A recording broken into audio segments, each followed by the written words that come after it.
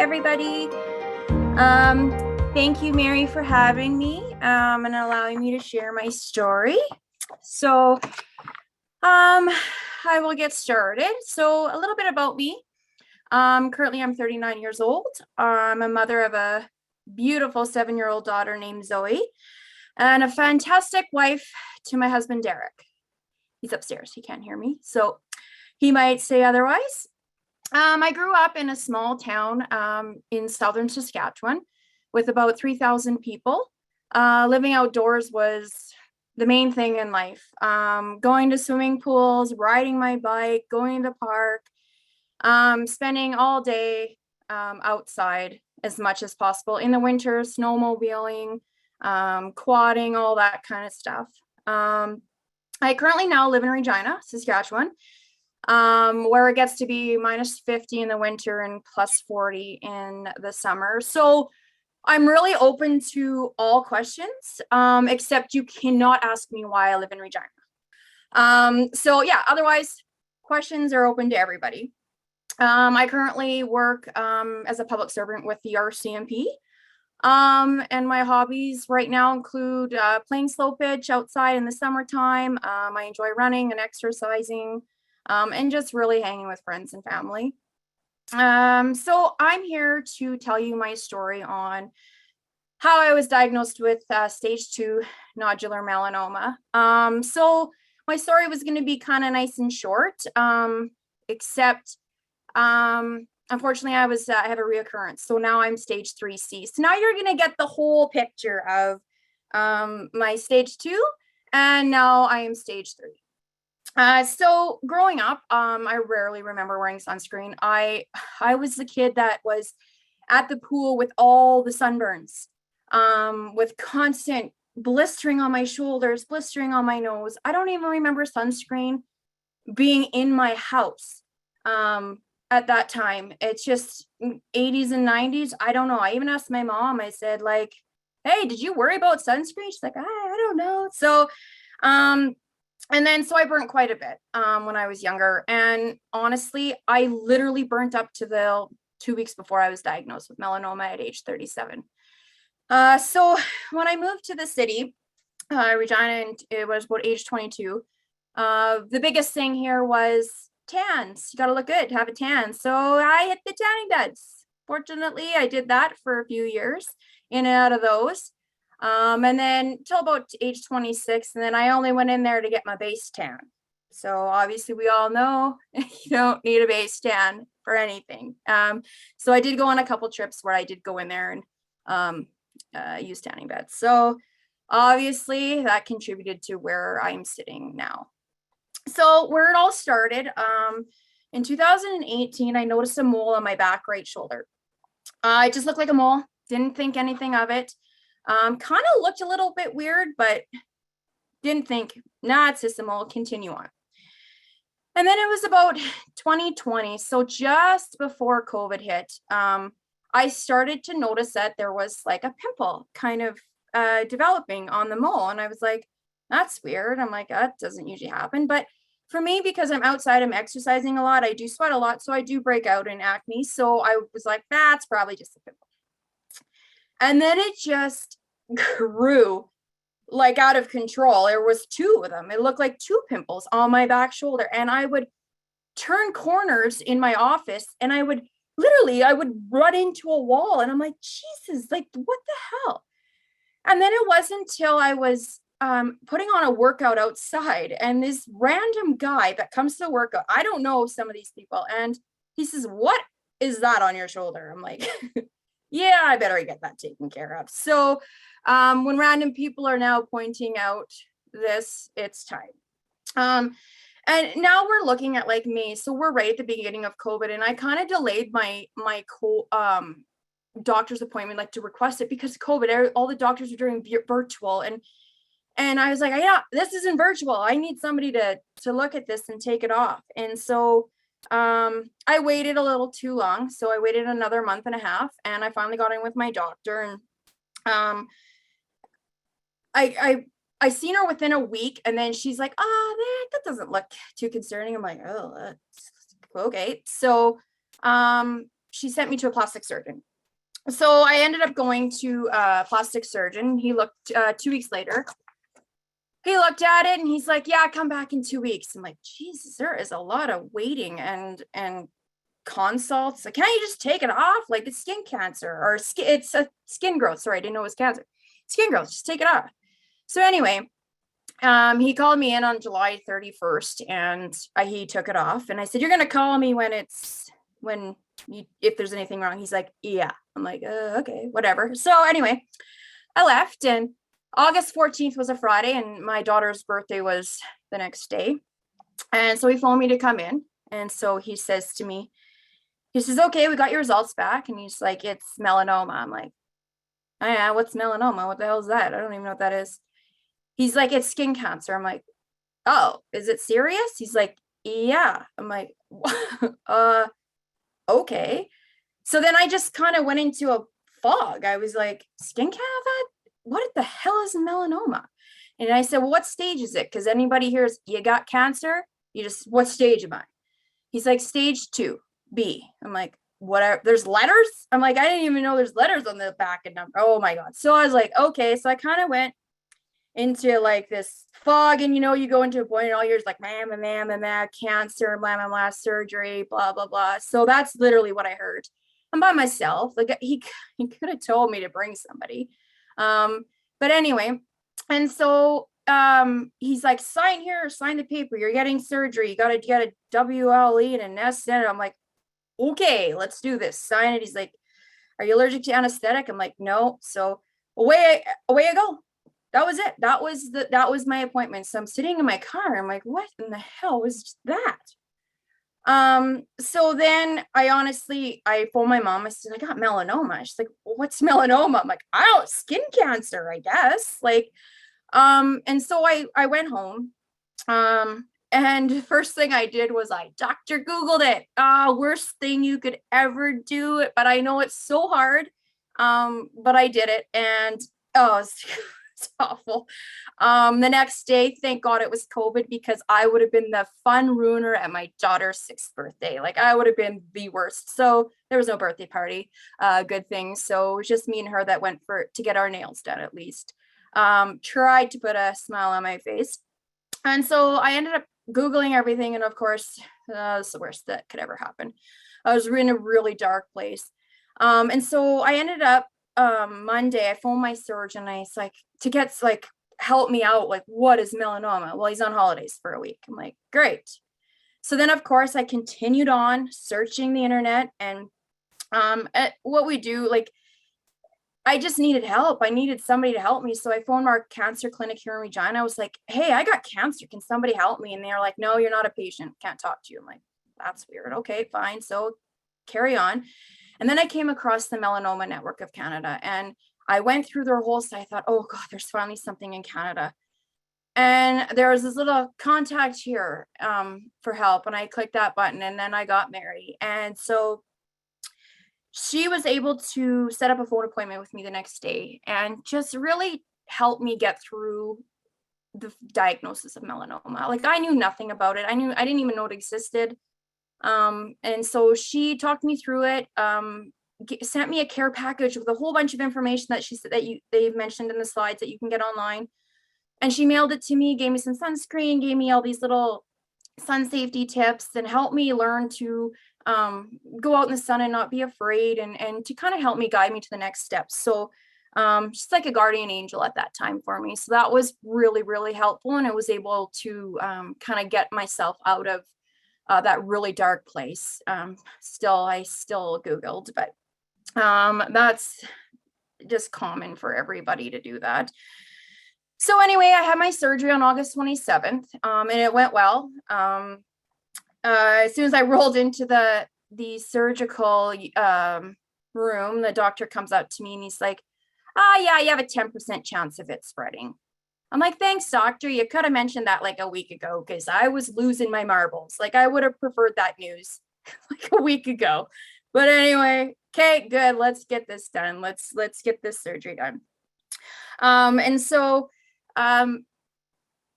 unfortunately, 2 days after my surgery, my father passed away unexpectedly. I we didn't, that's a whole other webinar, going through grief and cancer diagnosis. Definitely won't get into it. I could just say it was very hard. So that's its own challenges.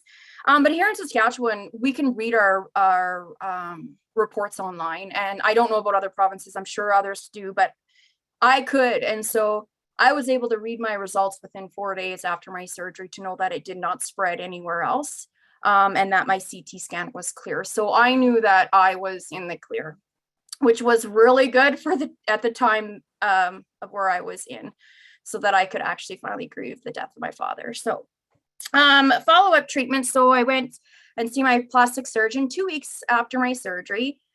And I walked in there, like, brought my husband for, I don't know what reason, because I already knew my diagnosis and results. And so he just said, you know, like, it's nodular melanoma, and there's no treatment. And I was like, no treatment at all, like nothing for stage 2B. No. Says skin checks every 3 months and get a dermatologist. He says, do you have a dermatologist? I said, well, I do, but only because my friend works for a dermatologist. Here in Regina, we don't have a lot of dermatologists, and it's usually about an 8 to 12 month wait to get into one. So lucky for me, I had a friend that worked for one, so I was able to get into one there at least. Still, it's kind of weird that there was no treatment for stage 2, but you know, way I went. So a week later, I went to the oncologist, because once you get cancer, you actually get referred there, and then somebody actually talks to you. So I went there and spoke with the oncologist, and he said the exact same thing. 3 months skin checks for the first 2 years. After that, 6 months, you're good. And I said, okay, well, what are the chances of reoccurrence? And he says, the same chances of you getting hit by a bus. I'm like, hey, you know what? I live in Regina. We have like 10 city buses. I can avoid all 10. I got this. I'm like, really? I said, okay, I got it. I can do it. So I was like, it's still no treatment. He's like, no. I'm like, God, that's so weird. I'm like, okay. I said, on my way out, all right, leaving the cancer clinic, do not get hit by a bus. Like, that's my goal here. So now, like, I'm now a cancer survivor. I'm now left to the wolves to deal on my own self. And so what I did was, I was already ahead of the game by Mary sending me that information, because I was scared of the sun. It was scared of everything. I didn't want to go outside. So I learned how to learn the UV indexes, because that's really important in every day, depending on where you live. Like here, we can get extremely hot. Like I said, it's plus 40 by 1 o'clock in the afternoon. So I really watch those UV indexes and really seek shade a lot. And a cover up. I always cover up. I've got lots of long sleeve shirts. I bought a bunch of SPF clothing, which is really expensive, by the way. God, I wish that would lower in price. And got some hats. I got a bathing suit that's got long sleeves, because I'm still going to the beach. I got umbrellas. Like, there's so many things you can do. You do not stop your life in what you're doing because you have melanoma. You just be more cautious of where you're going and how you cover up. And just skin checks. I did my own skin checks. I got back to exercising. So I run indoors versus outdoors, or I run early morning or run late at night, just to stay out of those midday sun runs. And really just went on with my life as much as I possibly could as a survivor. And, you know, and telling my story to people.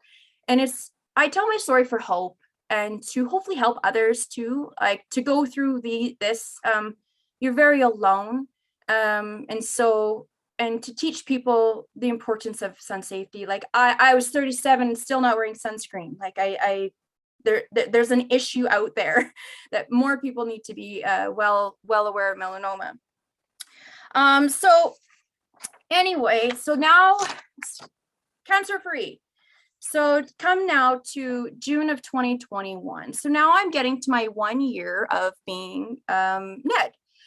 So August 27th, I call my 1 year NED. And so in June, I just, you know, I haven't felt right about not having any treatment and not having anybody really following me, other than skin checks every 3 months. To me, it just didn't seem right. And I can do my whole body. I can look at my whole body on the outside, but it's the inside I don't see. And so because I didn't know where to go, I didn't know who to talk to, I asked my dermatologist. I said, can I get a PET scan? I said, I just feel like I need a PET scan.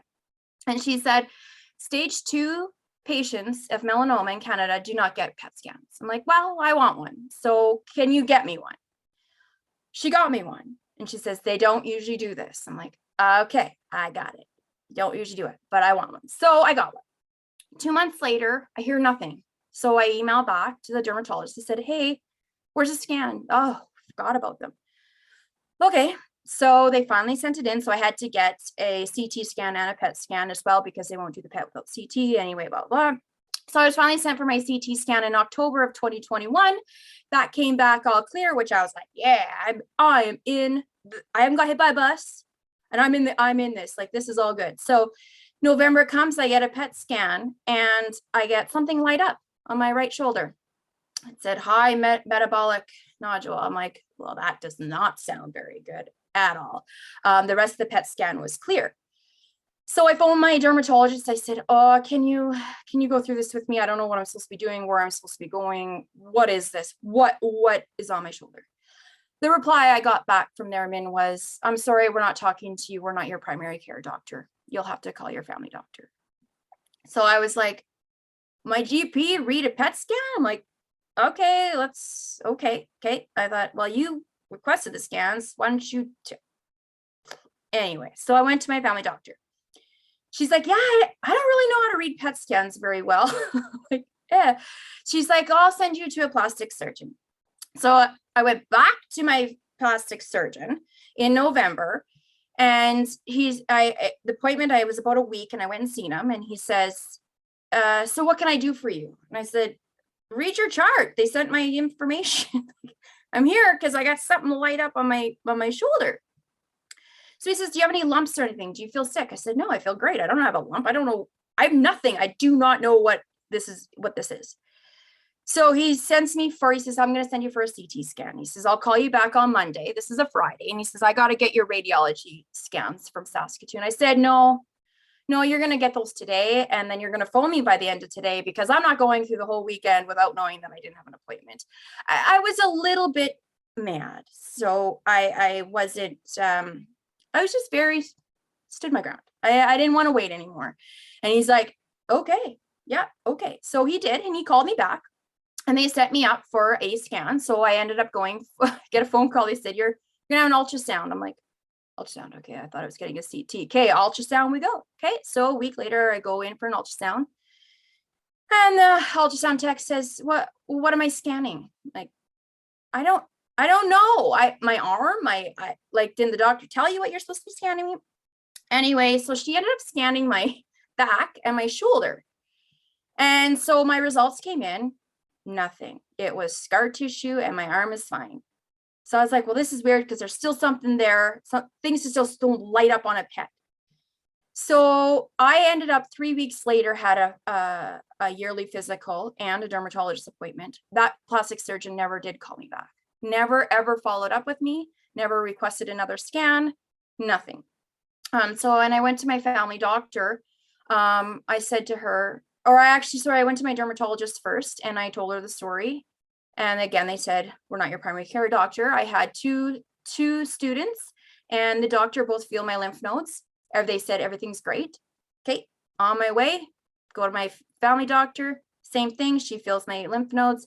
Everything is all okay.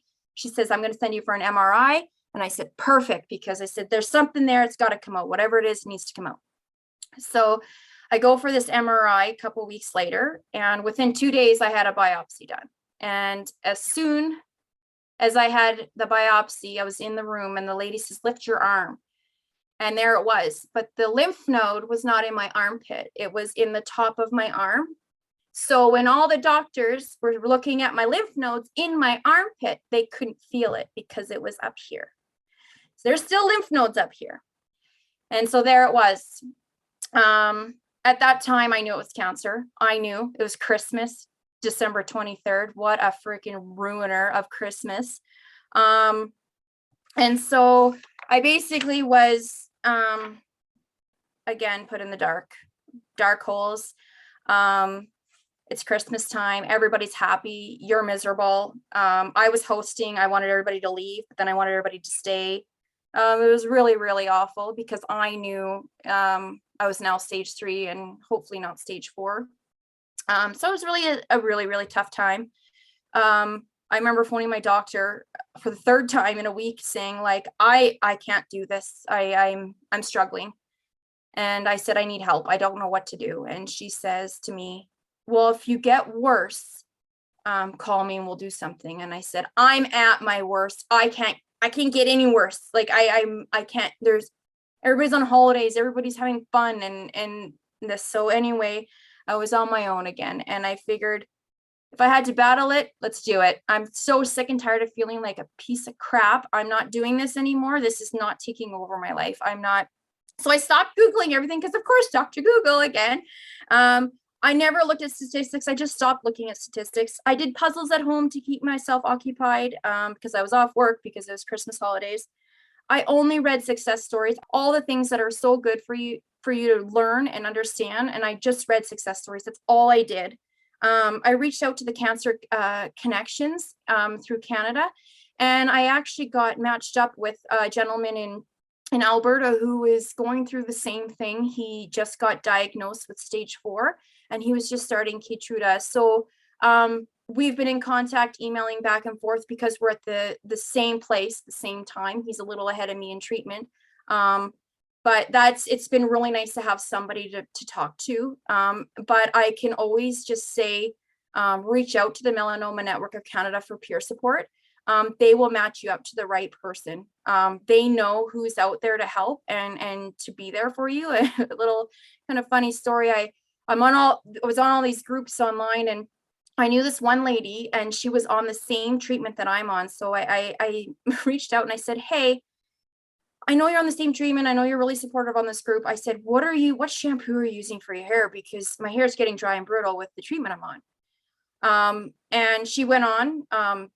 I got to know her, got to know her story and everything. And in the end, I still don't know what shampoo she used. So I think we just really have to really be mindful of who you're going to be a peer support for. And that's why going through the Melanoma Network is very, very important. But I found my own shampoo later on, so that's good. So my results were in, and I have metastatic melanoma stage 3C. It was just in one lymph node. So the surgery, they just took out the one lymph node versus completely taking out all the lymph nodes. The surgery was scheduled for January 24th, and on January 25th, I got COVID. Yeah. Frick, what the hell? So my surgery was delayed another week. They really pushed for my surgery. So it was really nice to get the surgery on February 1st. And so I met with my oncologist, and we decided, he gave me the option of the Keytruda that's been spoken about, or the oral, can't even say it, dabrafenib and the Tremex. So I call it the Tafamec, the oral targeted therapy. He gave me the options. Reason being was the immunotherapy, he says, can have severe long-term side effects, and the oral treatment are all reversible after a year. So I decided on the oral treatment. So I am taking 5 pills a day for the next year in fighting this stage 3C. So far, so good. I'm on week 6. I feel really good. A couple little bumps in the road, but otherwise it's been going really good. And so now I'm stage 3. So now I have to live my life. I'm not letting it ruin my life. I can't. We know how it feels to go into those deep, dark places when you're feeling really, really out of sorts. So I stay positive, and everything I do in my life, I'd stop and I think, I breathe, like, this treatment is working. You're going to be just fine. I don't blame anyone. I don't put the blame on anybody. There's nobody to blame. And I wake up every morning just thanking God that I'm here another day, and I go and crush out another day. I plan the same things I would with cancer. I'm still going to go play ball. You damn right. So I'm going to be in that ball tournament. You invite me to a wedding, I'll go. I'm going to dance. Yeah, maybe I can't drink wine, but whatever. There's other ways to have a little drink. So, yeah, and I joined webinars like the Melanoma Network. There's so much good treatment options out there. There's so much good information. We've come a long way, or you guys have come a long way in the melanoma treatment options. And so I just have a lot of hope, and that hope has really given me the drive to beat this and to stay positive. I pray at the big man upstairs. Like, I'm not religious at all, but you know what? It helps me have a lot of hope, and it just clears my mind. So I do that too. I spend time with my family and friends, and anybody that's positive. If you're negative, you're out. I don't care if you're family, get out. I don't have time for you. So I just really want a word of advice is just be your own advocate. Fight for those tests and scans that you want, and don't back down. If you don't like the answer, go get another one. So that's basically it. That's my story of going from stage 2 to stage 3 in 15 months. So thank you for everybody for listening. So, and I'm open to all questions, obviously, other than don't ask me why I live in Regina.